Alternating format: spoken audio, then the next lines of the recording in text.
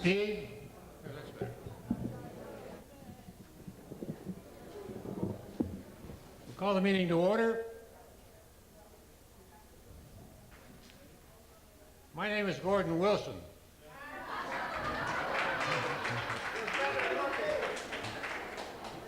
You may have noticed I got a little taller and aged a bit in the last while. That's part of my image change. My advisors told me that if I want to take over the Reform Party along with the PDA, I've got to look much more mature and much more imposing. You know. Anyhow, I'm really an imposter. My name is Morris Egan, and I've been asked to referee tonight. I'll introduce the speakers in a moment. We're starting right on time because the television stations are recording tonight's events. First of all, I want to, I'm pinch hitting for Gordon. I should mention that he was to be here, but he couldn't be sure that he'd be able to be here. There might be a vote in the House, and that's why I'm sort of sitting in for him. I've been asked by Jan to make some announcements so that you know where the washrooms are. One here and one over there.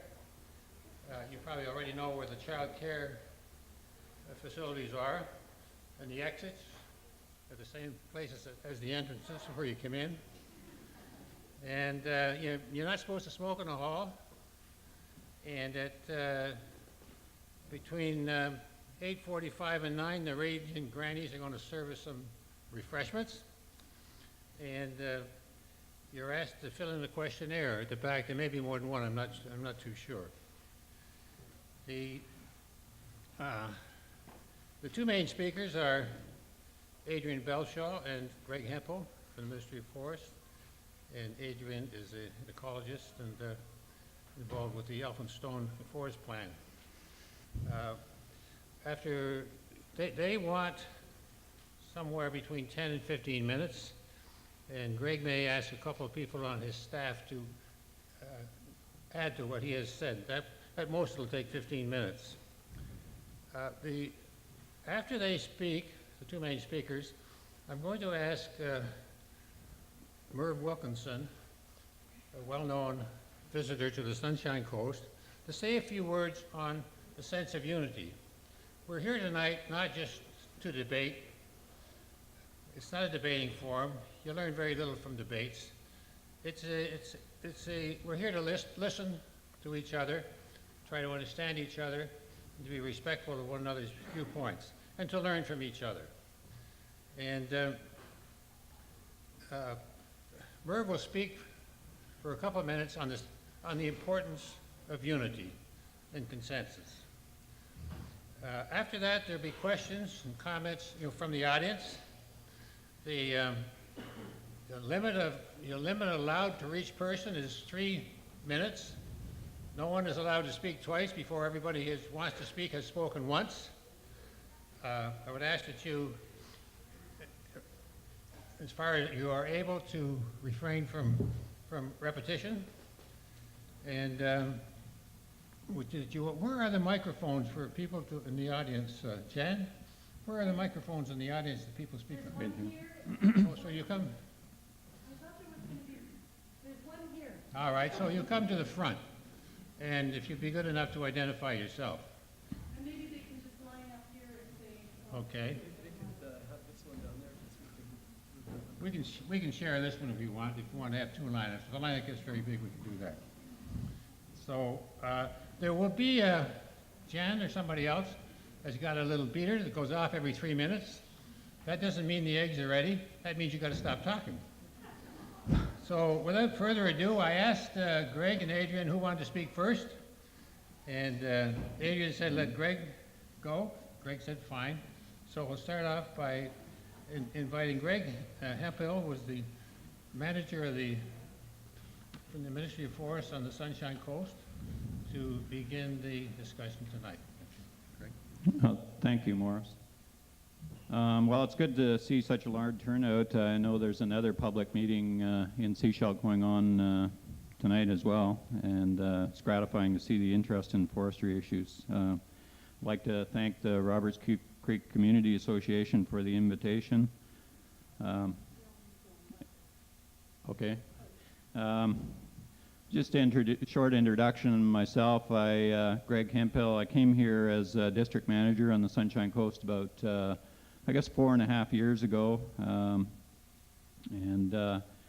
Sunshine Coast District, it runs from Howe Sound here in the south to up to about Butte Inlet in the north, to give you some idea of the area we look after. We have our district office is in Powell River, and a field office in Sechelt there. I'd also like to introduce a couple of staff who are involved in planning initiatives on Elphinstone. And I'd introduce Brian Smart, who's planning forester out of our Sechelt office.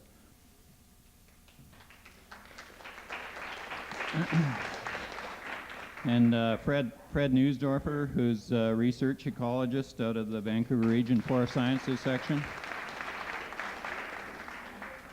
And Daryl Reynolds, who's a forest ecosystem specialist with the Ministry of Environment, also works out of Sechelt. Certainly when we get into the more technical questions about the plans up there, these are the folks that will probably be doing a lot of the answering there. When I came to the Sunshine Coast back, 4.5, 5 years ago, Elphinstone was one of a number of areas I was asked to develop some management direction for.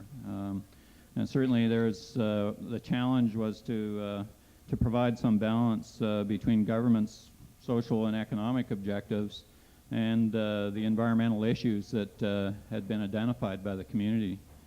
Now, just a short list of some of those issues that had come up previously was opposition to clear cutting, concerns about protection of water quality, need for more inventory and research, need for more community input into planning, and certainly the need to meet our small business enterprise program goals and the client needs of that program there.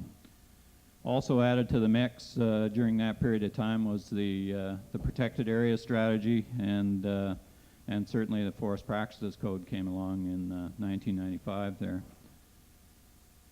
Initially when we came, I know with Fred, I had previously worked in Chilliwack District, and they had been doing some alternate silviculture system trials in Chilliwack.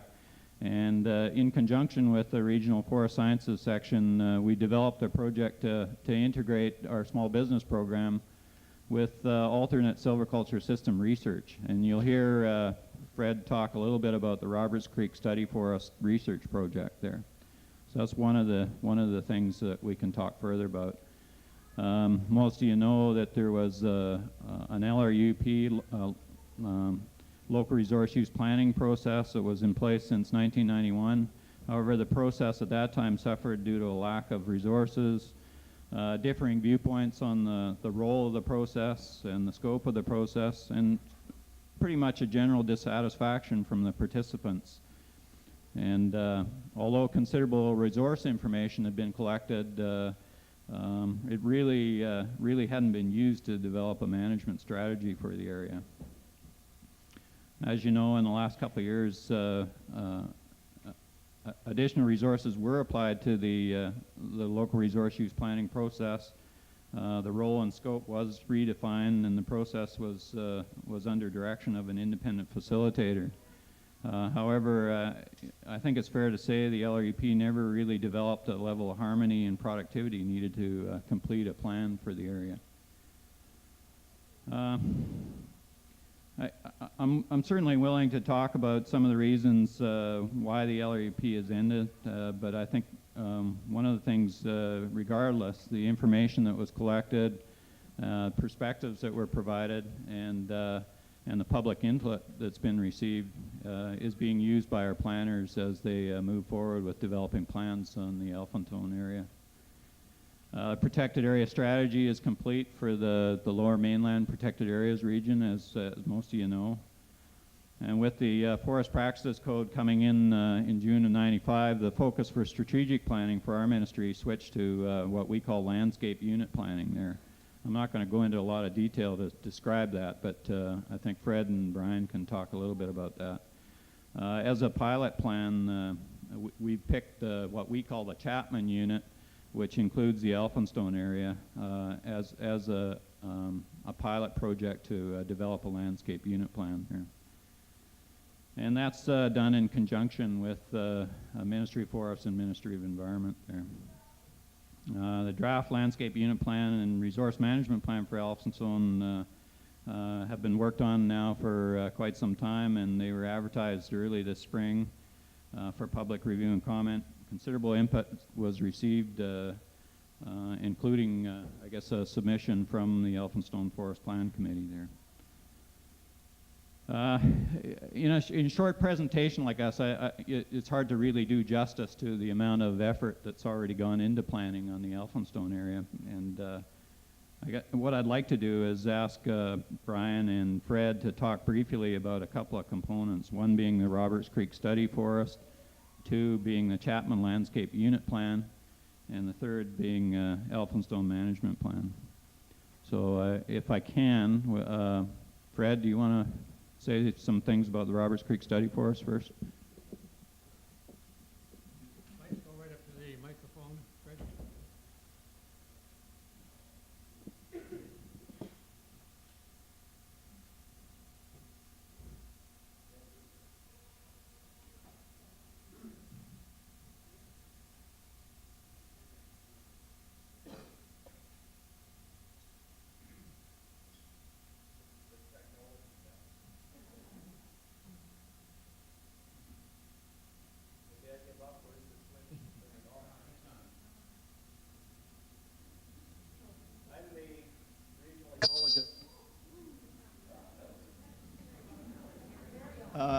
That's about 120 beats per minute. This is getting more and more exciting. I'm a regional ecologist. I work out of the Vancouver Forest Regional Office in Nanaimo, and I provide consulting services to our Forest District staff. And I'm also involved in some coordination for a study that's going on the Mount Elphinstone area, the Roberts Creek area in particular. And the coordinating role is more at the general level. And when I started in this project, I realized that in order to work on the detailed research projects, which were often in the scale of 20 hectares or so, that we didn't have the bigger picture in mind. And some of my interests are in how what we do at the stand level affects the broader landscape level. So with that in mind, I started to work on the broader plans for the area with Brian Smart, Ferd Hamre here, who's also involved in providing us with support out of the Paul River office, and with Daryl and a number of others in our regional office. So with the help of a lot of people, including contractors, we were able to put together a more detailed plan, which Brian will be talking about a little bit later. What I'd like to go over now is what some of those more detailed projects are that are going on. It's a little bit in reverse order, but it's not a problem. We'll see the whole picture by the end of the evening. The detailed work that we're doing arose because of the question, or the outcry, if you like, against clear cutting, especially the large clear cuts, which created a lot of controversy, and the rate of the cuts occurring. A few clear cuts in a large landscape of forest, if you like, a matrix of forest, people tend not to notice too much, especially if they're not ugly, if they're designed to fit into the landscape. But clear cuts that are huge and become the matrix and leave only fragments of forest behind, people obviously take notice, and that's caused a lot of the outcry. What we were studying at Roberts Creek, and this is largely thanks to the efforts of Brian Danjo, who couldn't be here tonight. He's our silviculture researcher. He put this together, and often during difficult times,